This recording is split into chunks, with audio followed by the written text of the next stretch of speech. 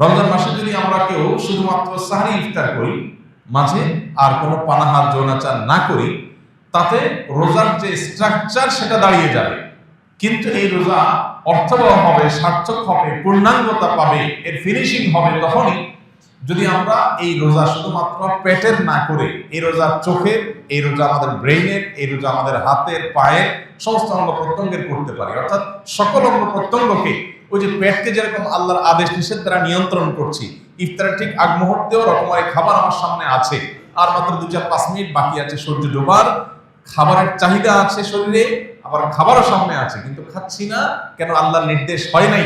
ঠিক একইভাবে আমার সামনে কোনো অপরাধ করবার সুযোগ আসছে, কোন যুবক তিনি হারাম কোনো অফার, অবৈধ কোনো প্রস্তাব পেয়েছেন কারোর কাছ থেকে, কোন যুবতী তিনি কোনো অবৈধ প্রস্তাব পেয়েছেন, হারাম প্রস্তাব পেয়েছেন। এই হারাম প্রস্তাব পাওয়ার পরও তিনি তার নিট এবং সেই প্রস্তাব গ্রহণ করার সুযোগ দুইটাই থাকা সত্ত্বেও আল্লাহর এই ক্ষেত্রে অনুমোদন নাই, এখনো অনুমোদন হয় নাই, বৈধ সঙ্গী আল্লাহ এখনো দেন নাই, সেজন্য নিজেকে ওই পর্যন্ত অপেক্ষমান রাখা, সেজন্য প্রতীক্ষা করা, সেজন্য নিজেকে নিয়ন্ত্রণ করা, এই শিক্ষাটা কিন্তু সিয়াম আমাদেরকে দেয়। সো রমজান মাসের সিয়ামের লক্ষ্য উদ্দেশ্য কি? সিয়াম কেন আমরা রাখছি? বিরত থাকার মানেটা কি? বিরত থাকার মানেই হলো জীবনের পদে পদে ব্রেক দেওয়া, জীবনের প্রতিটি স্তরে স্তরে ব্রেক দিতে জানা। ব্রেক দিতে জানা এটা সুস্থতার লক্ষণ, আর ব্রেক দিতে না জানা এটা অসুস্থতার লক্ষণ। যে ব্যক্তি যা খুশি তা করতে পারে, যা খুশি তা বলতে পারে, তার মুখ দিয়ে কি আসলো না আসলো সে বলে দিল, তার যা খুশি তা সে করে ফেললো, তার বিবেক তাকে নিয়ন্ত্রণ করে না, তার বিবেক তাকে কন্ট্রোল করে না, তার বিবেক তাকে থামায় না, এই ব্যক্তি নিজেকে আধ্যাত্মিকভাবে, স্পিরিচুয়ালি সে নিজেকে কখনো সুস্থ মনে করার কোনো কারণ থাকতে পারে না। পৃথিবীতে যত জীবন দর্শন আছে, পৃথিবীতে যত সমাজ ব্যবস্থা আছে, এই সবগুলোর সাথে ইসলামী সমাজ ব্যবস্থা বা ইসলামী বিধিবিধানের একটা মৌলিক পার্থক্যের জায়গা এখানে, যে বিশেষ করে আজকের পৃথিবীতে যে ভোগবাদী সমাজ আছে, এই ভোগবাদী সমাজে আপনাকে বিরত থাকার কথা খুব একটা কেউ বলবে না, সবাই আপনাকে বলবে শুধু ভোগের কথা। প্রতিটা বিজ্ঞাপন, প্রতিটা অ্যাডভার্টাইজমেন্ট, প্রতিটা বিজ্ঞাপনী বিলবোর্ড আপনাকে আহ্বান করে ভোগের প্রতি। আপনি হয় কোনো গাড়িকে ভোগ করার জন্য আপনাকে আহ্বান করা হবে, অথবা কোনো খাবার দাবার ভোগ করার জন্য আপনাকে আহ্বান করা হবে, অথবা আপনার জৈবিক কোনো চাহিদা পূরণের জন্য আপনাকে নানাভাবে পরিচিত করা হবে, আহ্বান করা হবে। সব দিকে দেখবেন শুধু ভোগের আহ্বান, ভোগের ডাক। ইসলাম আমাদেরকে এর বিপরীতে সবসময় ত্যাগ এবং আত্মনিয়ন্ত্রণের ডাক দেয়, আহ্বান করে। অর্থাৎ দুইটা সম্পূর্ণ দুই মেরুর জিনিস। ইসলাম যে আত্মনিয়ন্ত্রণের কথা বলে, ইসলাম যে আমাদেরকে ত্যাগের কথা বলে, ইসলাম যে আমাদের কন্ট্রোলের কথা বলে, এটা কেন বলে? কারণ একটা সমাজ যদি স্থিতিশীল হতে হয়, একটা সমাজ যদি সুস্থ স্বাভাবিক থাকতে হয়, তাহলে সেই সমাজকে অবশ্যই আত্মনিয়ন্ত্রণ করার অভ্যাস গড়ে তুলতে হবে। সমাজের সবাই যখন ভোগবাদে মত্ত হয়ে যাবে, তখন সেখানে মানুষের অপরাধ প্রবণতা বাড়বে, মানুষের মধ্যে স্বেচ্ছাচারী মনোভাব বাড়বে, এমনকি যা খুশি তা করলে মানুষ সুখী হবে বলে মনে করা হয়, আদতে এর উল্টো। যা খুশি তা যারা করে তারা মানসিকভাবে পৃথিবীর কোনো সমাজে সুখী থাকতে পারে না। এই জন্য ইসলাম আমাদেরকে সবসময় নিয়ন্ত্রণের কথা বলে। জৈবিক চাহিদা পূরণের কথা দেখবেন, ইসলাম আপনাকে বলবে যে আপনি আপনার জৈবিক চাহিদা পূরণ করবেন বৈধ ওয়েতে, আল্লাহর নির্দেশিত পথে, এর বাইরের পথে আপনি যাবেন না। ওয়াল্লাযীনা হুম লিফুরুজিহিম হাফিজুন, যারা তাদের সম্ভ্রমকে সংরক্ষণ করে, তাদের ইজ্জত আবরুকে কন্ট্রোল করে, তাদের যৌবনের চাহিদাকে তারা নিয়ন্ত্রণ করে আল্লাহর বিধিবিধান দ্বারা। এদেরকে আল্লাহ বলেছেন এরা সফল মুমিন, সার্থক মুমিন, তারা জান্নাতের অধিবাসী হবে। উলাইকুমুল ওয়ারিসুন আল্লাযীনা ইয়ারিসুনাল ফিরদাউসা হুম ফিহা খালিদুন, এরাই জান্নাতুল ফিরদাউসের অধিকারী হবে যারা কন্ট্রোল করা শিখছে। ঠিক একইভাবে খাওয়া দাওয়ার ক্ষেত্রে আপনি দেখবেন আল্লাহ বলেছেন কুলু ওয়াশরাবু, খাও পান করো, পানাহার করো, আল্লাহ ভোগের সুযোগ তোমাকে দিয়েছেন, অনুমোদন দিয়েছেন, কিন্তু ওয়ালা তুসরিফু, অপচয় করবে না। এই যে কন্ট্রোল, এই যে নিয়ন্ত্রণ।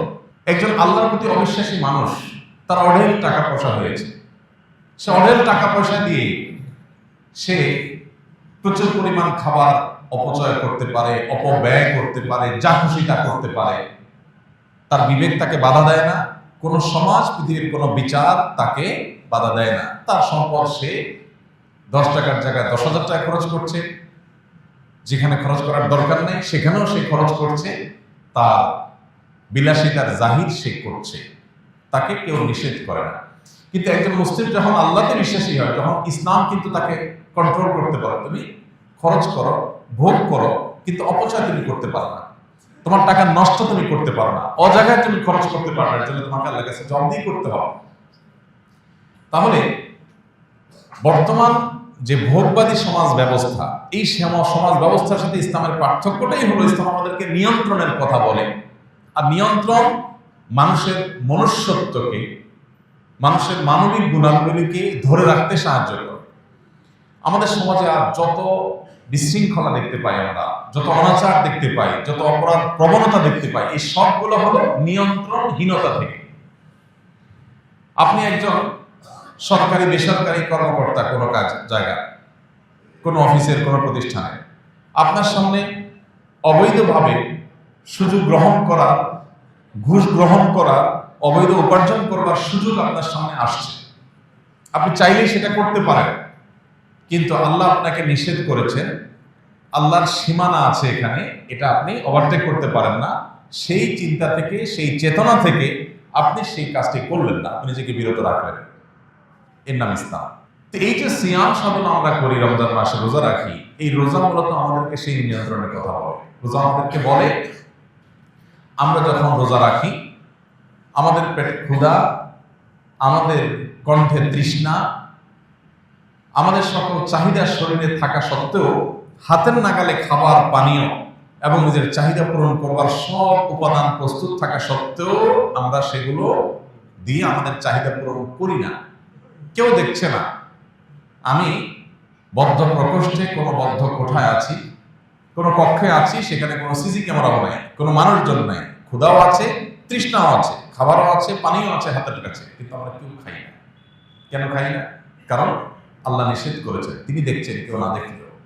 ঠিক একইভাবে আমি যখন একাকী থাকি, তখন মোবাইলে হারাম কোনো ভিডিও, ফুটেজ, ছবি দেখার সুযোগ আমার সামনে এসেছে, মনেও চাচ্ছে, সুযোগও আছে, কেউ দেখছেও না, তারপরেও আমার মনে হতে হবে যে আল্লাহ আমাকে দেখছেন এবং তিনি নিষেধ করেছেন, তার নিষেধাজ্ঞা অমান্য করলে শাস্তির মুখোমুখি হতে হবে।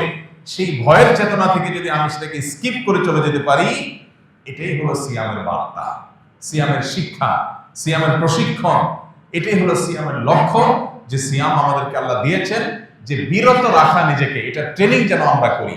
দিনের বেলায় 30 দিন আমরা দিনের বেলায় পান, আহার, যৌনাচার এগুলোর সুযোগ থাকা সত্ত্বেও, নিড বা প্রয়োজন থাকা সত্ত্বেও আমরা সেই পথে পা বাড়াই না আল্লাহর ভয়ে। অতএব এই যে বিরত থাকার শিক্ষা রমজান মাসে আমরা পেয়েছি, এটাকে আমাদের সামগ্রিক জীবনে যদি আমরা ইমপ্লিমেন্ট করতে পারি, বাস্তবায়ন করতে পারি, তবে আমাদের সেই সিয়াম সাধনা সার্থক হবে ইনশাআল্লাহ।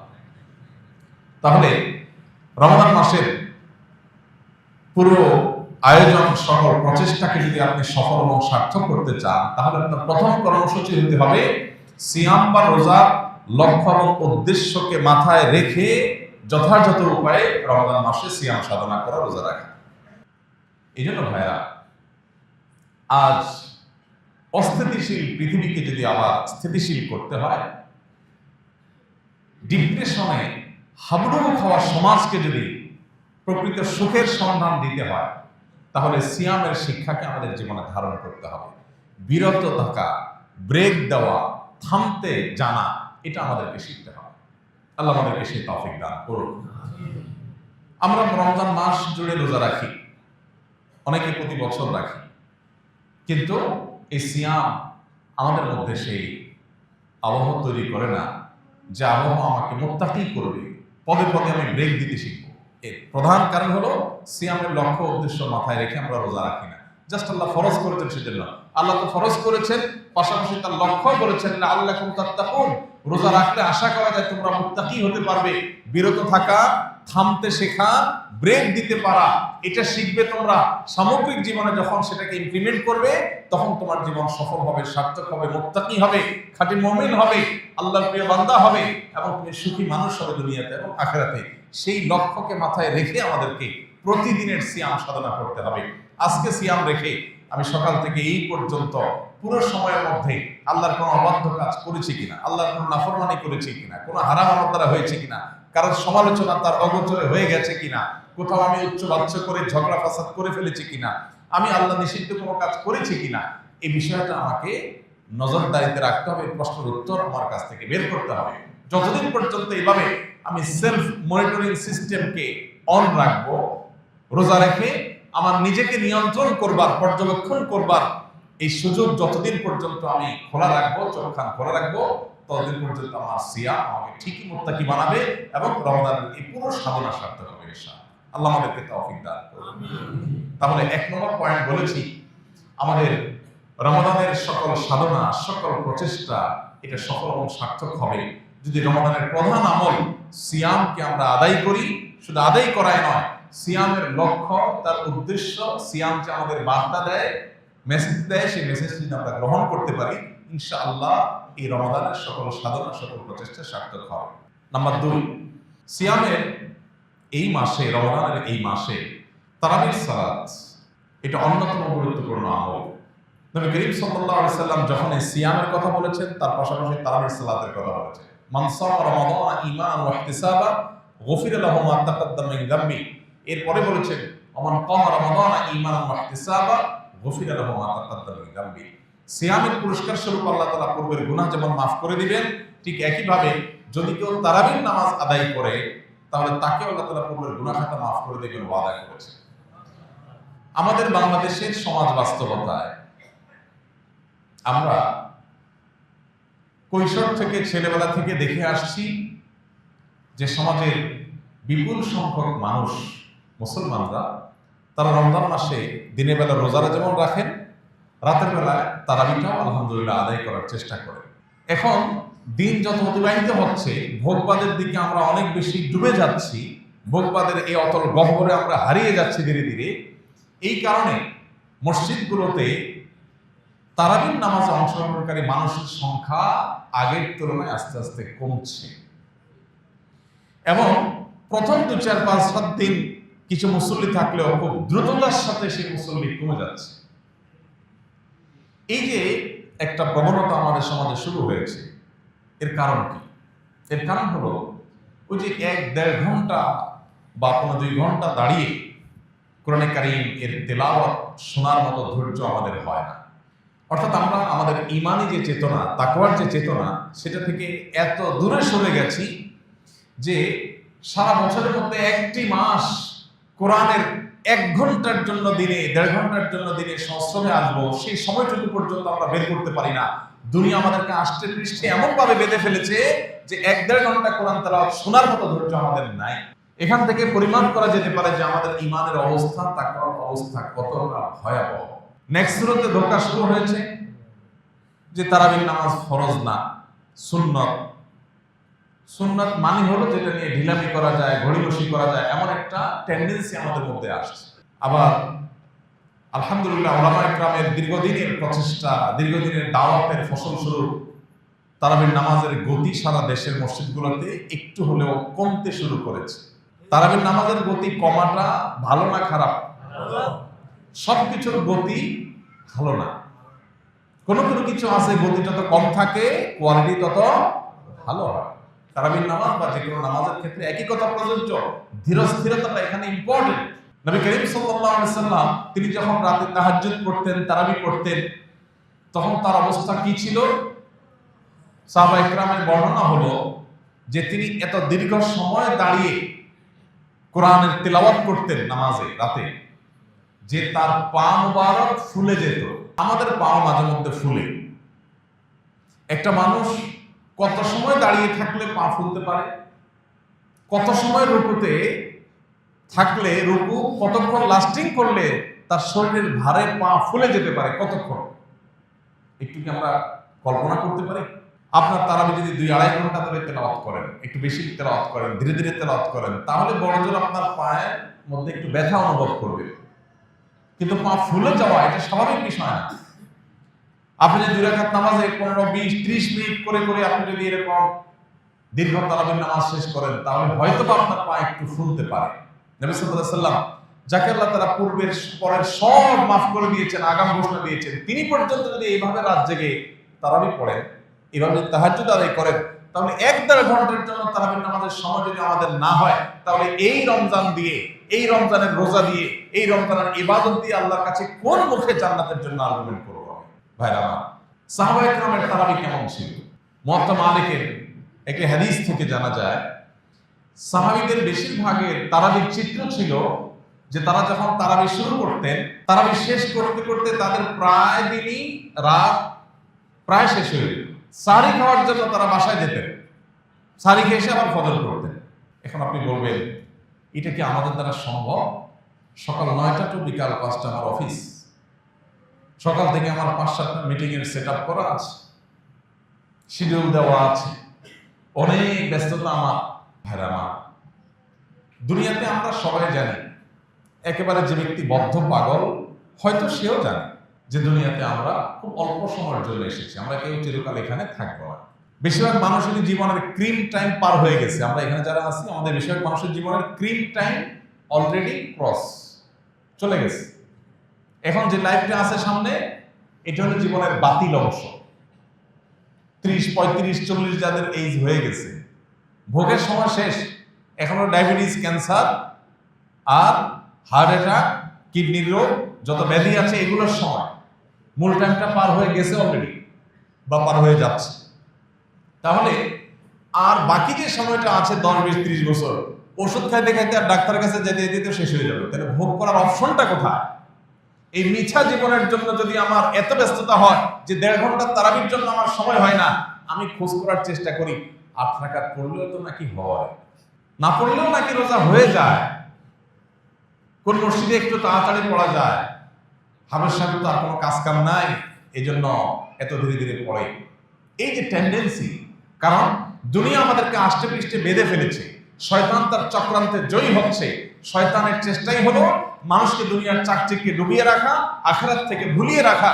সাহাবীদের কাছে এর বিপরীত চিত্র ছিল। তাদের কাছে আখিরাতের বিষয়টা একটা ক্রিস্টাল ক্লিয়ার। তারা জানতেন যে দুনিয়ার জীবন একটু কম ঘুমিয়ে, একটু কম পরিশ্রম করে যদি আমি কাটাতে পারি, আর অনন্তকালের আখিরাতে যদি আমি ভালো থাকতে পারি, ওয়াই নট আমি সে অবসর গ্রহণ করব। তারা সেটাই করেছে। তাদের কাছে দুনিয়াটা ছিল টুকটাক, আর আখিরাতটা ছিল ঠিকঠাক। আর আমাদের এসে উল্টা, নামাজ, রোজা, তারাবি এগুলো হলো টুকটাক, অফিস আদালত, চাকরি বাকরি, ব্যবসা বাণিজ্য সেগুলো হলো ঠিকঠাক। আপনি যদি দুনিয়াতে 2000 বছর থাকতেন আর আখিরাতে মাত্র 20 বছর থাকা লাগতো, তাহলে আপনার এই সঠিক ছিল। কিন্তু আপনি দুনিয়াতে থাকবেন 20, 40, 60, 70, 80 বছর, তাও কোনো গ্যারান্টি নেই কখন থাকবেন, কতক্ষণ চলে যাবেন। আর আখিরাতে অনন্তকালের জন্য যাবেন, কোনো আর ব্যাকের অপশন নাই। তাহলে সেই সময়ের জন্য কি পরিমাণ পরিশ্রম করা দরকার। আমাদের রমাদান এর যে বরকত, সেটা থেকে আমরা বঞ্চিত হচ্ছি। এর দ্বিতীয় কারণ হলো যে আমরা অনেকেই তারাবিকে সেভাবে হক আদায় করছি না। একদিন পড়ছি তো 3 দিন পড়ছি না, পড়ছি তো ওই যে 8 রাকাত, 10 রাকাত, কত ফাঁক ফোকর পাওয়া যায়, কত শর্টকাট করা যায়। এক হলো যে আপনি 8 রাকাত তারাবির সপক্ষে যে সমস্ত ওলামায়ে কেরাম রয়েছেন, তাদের দলিল দ্বারা আপনি একবারে কনভিন্সড বা আপনি তাদের অনুসারী, সেটা একটা বিষয়। কিন্তু আজকাল এটা একটা রোগে পরিণত হয়েছে অনেকের, যে কিভাবে কত শর্টকাট করা যায়। নবী সাল্লাল্লাহু আলাইহি ওয়াসাল্লাম বলেছেন, যে ব্যক্তি ইমামের সাথে এশার নামাজ পড়বে এবং ইমাম চলে যাওয়া পর্যন্ত সে থাকবে, ইমাম চলে যাওয়া পর্যন্ত, নামাজ শেষ করে ইমাম সমাপ্ত করে শেষ করা পর্যন্ত বা বিদায় হওয়া পর্যন্ত যে ব্যক্তি থাকবে, ওই ব্যক্তিকে আল্লাহ তাআলা রাত জেগে ইবাদতের সওয়াব দান করবে। অর্ধ রাত জেগে ইবাদত করার সওয়াব পেতে হলে আপনাকে ইমাম যাওয়া পর্যন্ত থাকতে হবে। আপনি মাঝপথে চলে গেলে এই সওয়াব আপনি পাবেন না, এটা পরিষ্কার। শেখ মোহাম্মদ সালেহ আল মুনাজ্জির হাফিজাহুল্লাহ, ইসলামিক ইউনিভার্সিটি সৌদি আরবের সবচেয়ে বিখ্যাত, বিশ্ববিখ্যাত ফতোয়া ওয়েবসাইট, সেখানে পরিষ্কারভাবে মাসালা লিখেছে, কেউ যদি 20 রাকাত নামাজ হয় কোথাও, সেখানে 8 রাকাত পড়ে চলে যায়, এই ফজিলত সে পাবে না। কারণ রাসূল শর্তই দিয়েছেন ইমাম যাওয়া পর্যন্ত থাকতে হবে। আপনি প্রয়োজন বসে তেলাওয়াত করেন, কিন্তু আপনি যদি চলে যান, এই সওয়াব আপনি পাবেন। তো যাই হোক, এই যে তারাবি না পড়া বা কমায় ফেলা বা ফাঁক দিয়ে বের হয়ে যাওয়া অথবা আপনার শর্টকাট করার চেষ্টা, হাফেজ সাহেবদেরকে তাড়া দেওয়ার চেষ্টা, এগুলো অনেকাংশেই আমাদের দুনিয়ামুখিতা বেড়ে যাওয়ার কারণে হয়েছে। এই জন্য ভাইয়া, রমজানকে সার্থক করতে হলে তারাবির প্রতি আমাদের আরো মনোযোগী হতে হবে। তারাবির তেলাওয়াত হাফেজ সাহেবদেরকে এমনভাবে করতে বলতে হবে যেন আপনি স্পষ্ট বুঝতে পারেন। শুধু শেষে ইয়া আলামুন আর তাআলামুন বুঝেন, মাঝখানে তার কিছু বুঝেন না। এটা কি তারাবি না তামাশা?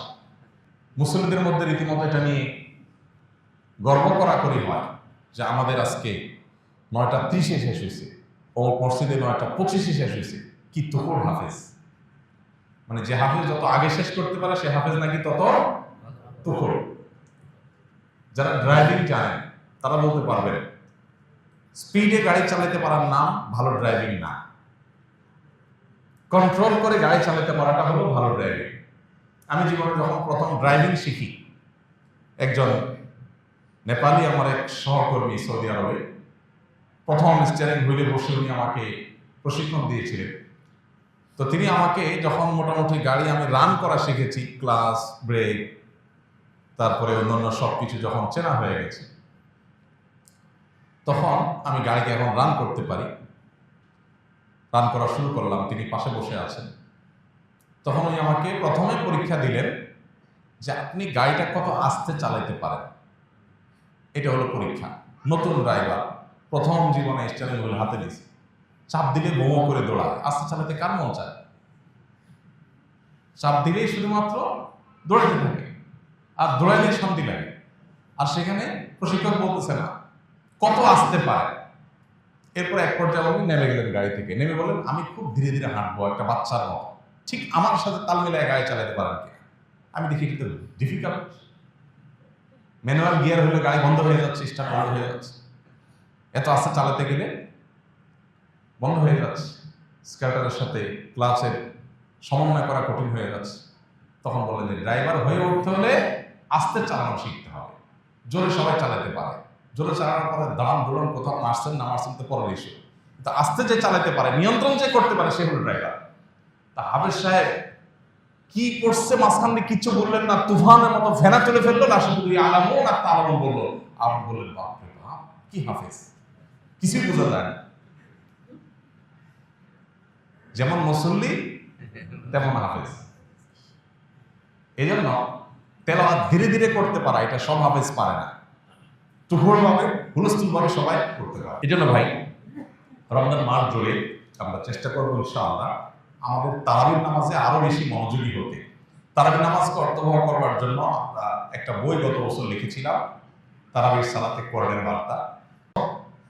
বাংলাদেশে যত ধর্মীয় বই বিক্রি হয়েছে, রকমারির অ্যালগোরিদম অনুযায়ী, তাদের হিসেব অনুযায়ী এই বইটা বাংলাদেশের সর্বোচ্চ ধর্মীয় ক্যাটাগরির সর্বোচ্চ বিক্রিত বই, তারাবির সালাতে কোরআনের বার্তা। এটাও ইমাম সাহেবের কাছে পেয়ে যাবেন, হয়তো আপনারা নিতে পারেন কারো লাগবে। আমি যেখানে তারাবি পড়ি আমার বাসার পাশে মসজিদে, সেখানে আমি চেষ্টা করি যেদিনই থাকি প্রতিদিনই তারাবির সারসংক্ষেপটা আমি 5-7 মিনিটে মুসল্লিদের সামনে তুলে ধরি। 3-4 পৃষ্ঠায় সারসংক্ষেপটা তুলে ধরা আছে। অতএব এইটা আপনি বাসায় যদি একটু দেখে আসেন, তাহলে আপনার ওই যে তারাবিতে আপনার যে একটা বিরক্তি লাগে অনেকের, এই বিরক্তিটা আর লাগবে না ইনশাআল্লাহ। আপনি যে অর্থটা বুঝেন কি আছে না আছে, রিলেট করতে পারবেন, মনোযোগটা আপনার বাড়বে ইনশাআল্লাহ। আল্লাহ আমাদেরকে তারাবিটাকে যথাযথভাবে আদায় করার তৌফিক দান করুন। ভাইরা, এই যে কোরআন তেলাওয়াত করি আমরা বা কোরআন তেলাওয়াত শুনি, এটা যে কত বড় একটা ট্রিটমেন্ট। যারা জিনের উপদ্রবের শিকার হয়েছে, ব্ল্যাক ম্যাজিকে যারা আক্রান্ত হয়েছেন, এবং যারা এটা রতিয়া শরঈয়া করেছেন, শরঈ ঝাড়ফুঁকের শরণাপন্ন যারা হয়েছেন, সার্ভিস যারা নিয়েছেন, তারা জানবেন খুব ভালো করে যে কোরআন তার সবচেয়ে বড় মিরাকল হলো কোরআন আল্লাহ রাব্বুল আলামিনের এমন এক কালাম, এমন এক গ্রন্থ যে এইটার তেলাওয়াতের ফলে অনেক রোগ, অনেক অসুখ, অনেক আধ্যাত্মিক সমস্যা, এমনকি জিন জাদুর যে সমস্যা, এটা ট্রিটমেন্ট তেলাওয়াতের মাধ্যমে হয়ে যায়। আমার পরিচিত একাধিক মানুষ, পার্সোনালি আমি খুবই চিনি, ব্যক্তিগতভাবে ফ্যামিলিগতভাবে আমার সাথে ভালো সম্পর্ক আছে, এরকম মানুষ আছে। একসাথে উমরা করতে গেছি, ওনার ফ্যামিলিতে জিনের সমস্যা অনেক, উপদ্রব ভয়ঙ্কর। তো রমজানে যখন মক্কা হারাম শরীফে 1 দিন 2 দিন 3 দিন তারাবির নামাজ পুরার সময় উনি ওনার ফ্যামিলি তারা সামিল হয়েছে, তেলাওয়াত শুনেছে, এরপর থেকে তাদের অসুস্থতা ভয়ঙ্করভাবে বেড়ে গেল। আমাদেরকে জানালেন যে হঠাৎ করে একবার বেহুশ হয়ে যাওয়ার মতো অবস্থা, সহ্য করা যাচ্ছে না তেলাওয়াত, কাহিনী কি? তো আমি রাকিদের সাথে যোগাযোগ করলাম, বিভিন্নভাবে পরামর্শ আলোচনা করলাম, করার পরে অ্যাসেসমেন্ট করে দেখা গেল যে মেডিসিন জায়গা মতো পড়েছে, অর্থাৎ এই যে তেলাওয়াত হচ্ছে সেই তেলাওয়াতের ফলে তার ট্রিটমেন্ট শুরু হয়ে গেছে।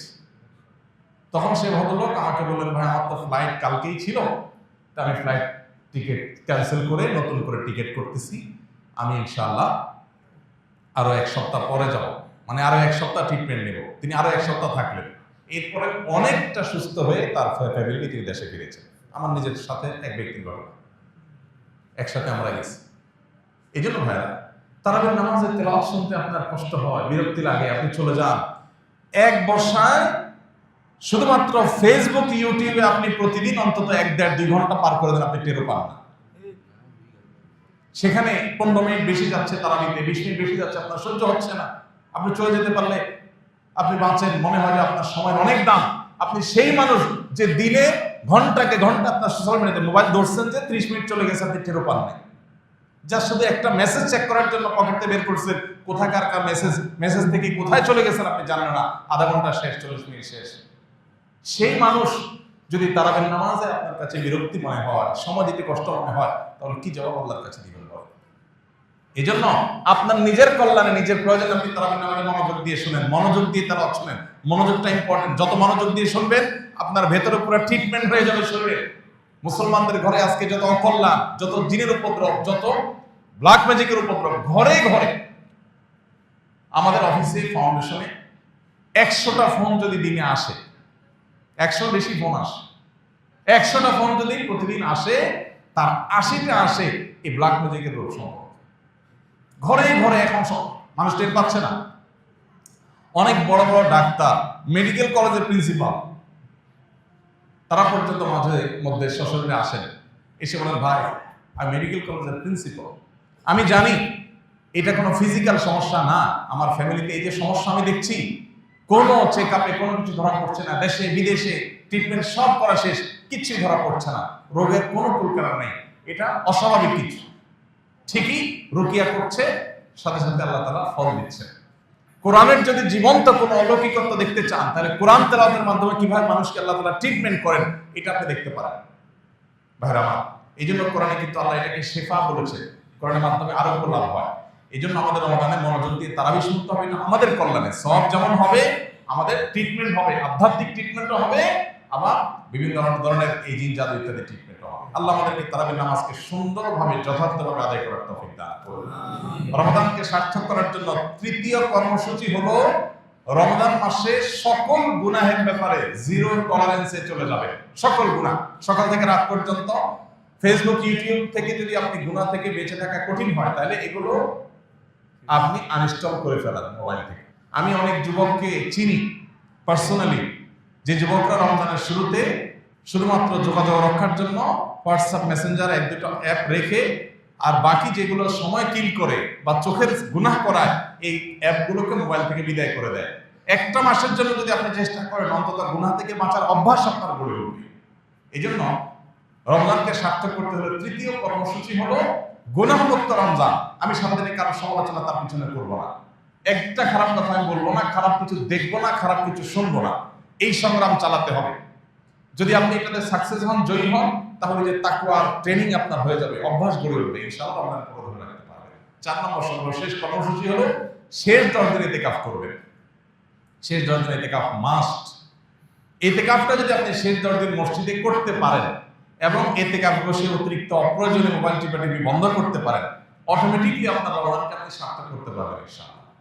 কারণ যখন আপনি মসজিদে নিজেকে আবদ্ধ করে ফেলবেন 10 দিনের জন্য, আপনি যখন বাইরে যেতে পারবেন না এবং অপ্রয়োজনে মোবাইল টিপি আপনি যখন করার অপশনটা বন্ধ হয়ে যাবে, অটোমেটিকলি আপনার তেলাওয়াত আসবে, দোয়া আসবে, আল্লাহর স্মরণ আসবে, আল্লাহর জিকির হবে এবং আপনি ভালো কাজ করতে পারবেন। এজন্য লাইলাতুল কদর পেতে হলেও ইতিকাফের কোনো বিকল্প নাই। ইতিকাফ করার জন্য মসজিদগুলোতে লটারি হওয়া দরকার। দুর্ভাগ্য আমাদের, এখন ইতিকাফ করার জন্য লোক খুঁজে পাওয়া যায় না।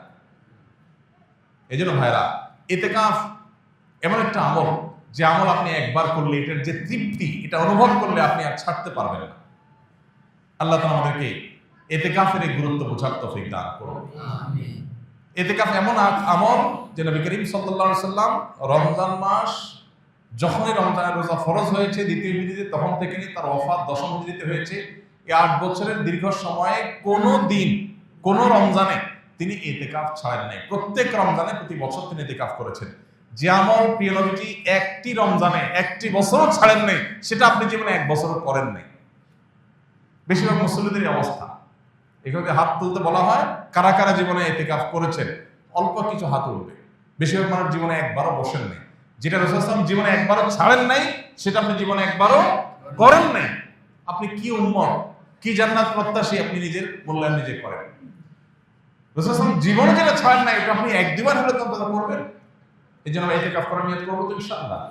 এখন থেকে বলতেছি, কারণ ইতিকাফ 20 রমজান সন্ধ্যা সূর্য ডোবার আগে আগে আপনাকে শুরু করতে হবে।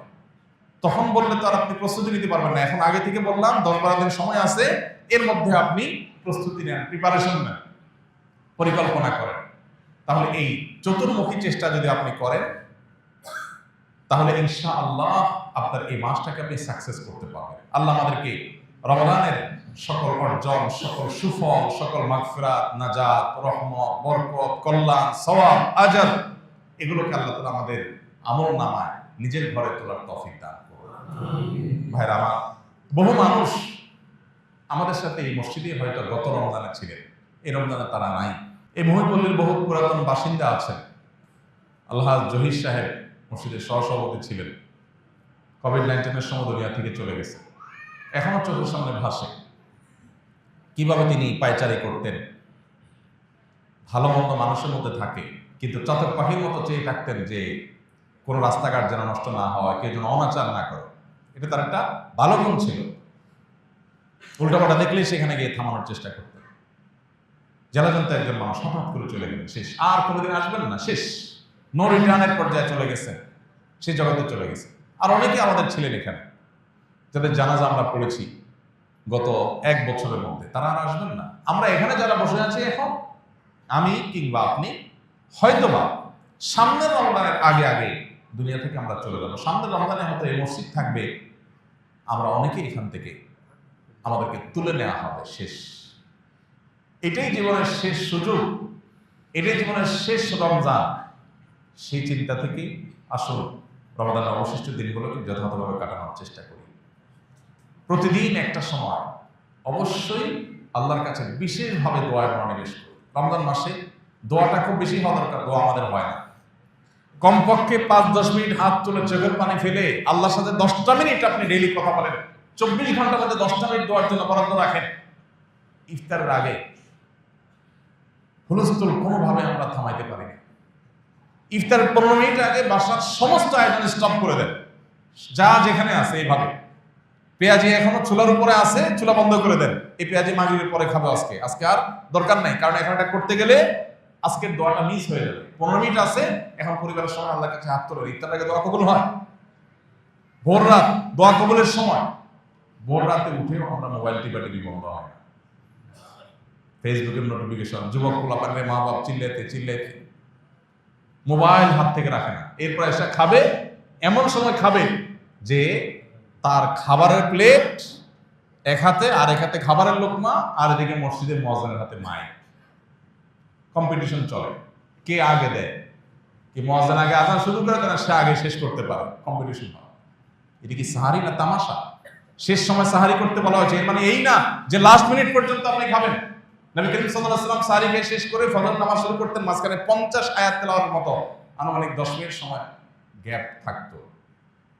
তাহলে শেষের দিকে সাহারিতে শেষে করেন আর আগে করেন, ভোর রাতে যখন উঠেন একটু দোয়া, এটা যদি আপনি করেন ইনশাআল্লাহ বিদিল্লাহ রমজানটা আপনার কাছে প্রাণবন্ত হবে, উপভোগ্য হবে। আপনি রমজানকে ফিল করতে পারবেন। 10টা মিনিট করে ডেলি কাটার ব্যবস্থা করার অভ্যাস করেন, পরিবারের সব সদস্যদেরকে নিয়ে বা যার যার মতো করে সবাই দোয়া করেন।